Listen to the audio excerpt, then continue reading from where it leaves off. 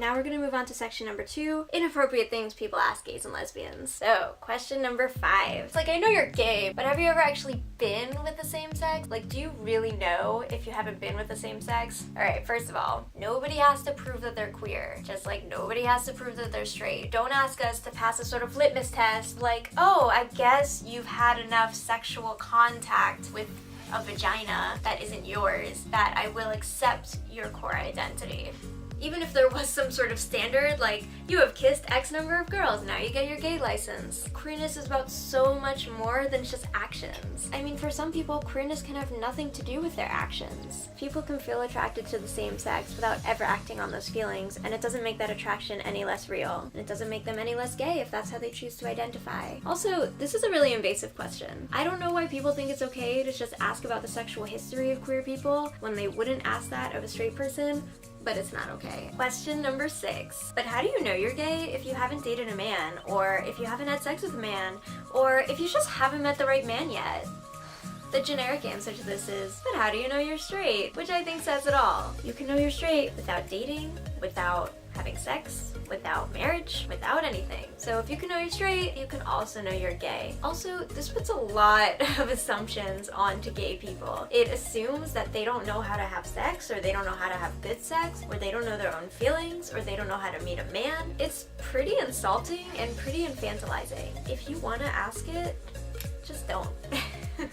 Trust gay people to know themselves. What you can say, which is more sensitive, is like, when did you know that you were gay? How did you explore those feelings? What tipped you off in the first place? Queer people are generally pretty happy to talk about when they realized that they were queer. So ask about that instead of asking why they haven't realized they're straight yet. Question 7. Kind of a continuation of question 6, but in the reverse. If you've dated a straight guy, how could you possibly be gay? Well, first of all, there's a wonderful thing called compulsory heteronormativity. And this is basically the concept that because we are born into a heteronormative society and we're raised in heteronormative ideals and we're taught constantly, date boys, love boys, do this with boys, people do it, even if their feelings aren't quite there because they don't know anything else. Plenty of gay people have dated the opposite binary sex and haven't really had their hearts in it in the same way that they have with the same sex. It doesn't negate their feelings. It just means that maybe they took a little longer to figure them out. Also, sexuality is fluid. Being gay doesn't have to mean that you only ever felt attracted to the same sex and never once had a single thought about anybody else. It's very possible that gay people at some point in their lives were straight, or bisexual, or fluid, or found that single exception that they really, really loved. It doesn't mean that their overall identity isn't gay, or their overall feelings aren't gay. Again, if you're tempted to ask this to somebody, remind yourself that the only person who knows their identity is that person. You don't have a right to say whether you trust their identity or not. Question number 8. I told you we were gonna get to a lot of sex questions. In the year of our Lord Google, 2017, I don't know why people are still asking it, but people always ask, if you're gay, how can you possibly have sex? First of all, if you think that sex only consists of a flesh and blood penis penetrating a flesh and blood vagina, I'm very sorry, because you're missing out on a whole world of amazing things you can do with your body and with someone else's body, and together with both your bodies, or more than 2 bodies. If you want to know how gay people have sex, literally just Google it. Unless you're really close to a gay person, don't ask. That's not appropriate. I finessed this in school. I finessed this at work. What? You wouldn't ask your coworker this who is straight. You really shouldn't ask your coworker just because they're gay. I know you're curious, but I promise that there are many, many gay sex resources out there. No one has ever been like, oh man, there's just no gay sex on the internet. It's just so hard to find out about. Also, I do just want to point out as a caveat, gay sex can involve a flesh and blood penis and a flesh and blood vagina because there's trans people. People have all sorts of genitalia, and that can have something to do with their gender identity or nothing at all. It's very possible to be in a gay relationship where people have that combination, in particular, of genitalia. Still, none of your business. Question number 9, another sex question. I'm sure you're shocked. If your partner's gonna use a strap-on, why don't you just go fuck a man? Like, why are you even gay? This is such a weird question to ask because it is so insulting to men.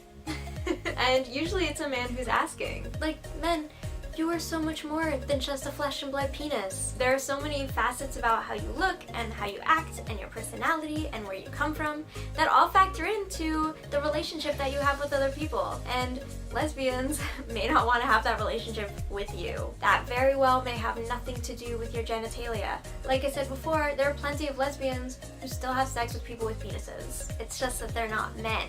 That's the difference. Also, having sex with a strap-on isn't the same as having sex with a man. It's not worse. It's not like you're like, oh no, I gotta deal with a plastic thing and I'd rather have a flesh thing.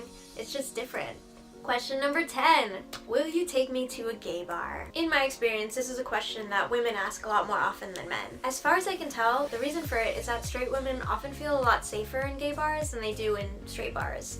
And that's totally valid. Straight men are often super predatory. We know that they're raised in our society to be that way, and we know that bars are a space in particular where a lot of predatory actions take place. I don't want to take away a safe space for straight women, but you have to realize that by going to a gay bar, you're taking away a safe space for queer people. I'm not saying you can never go to a gay bar, but I am saying that you have to appreciate when someone brings you into that space, it's because they trust you and it's a privilege. It's not a right that you have. So if you're gonna ask someone to take you to a gay bar, you have to be appreciative and recognize that this is a safe space that they're letting you into, and they don't have to let you into that space every time.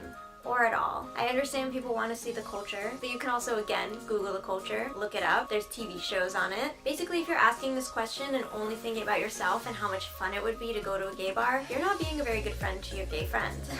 You are essentially using them for a single part of their identity instead of recognizing them as a whole complex person. I would hope that the people watching this don't want to be friends with someone just to appropriate their culture, and I hope that they're more aware of that aspect of it in the future when they ask their friends if they can go to a gay bar. So what's the best way to get to a gay bar?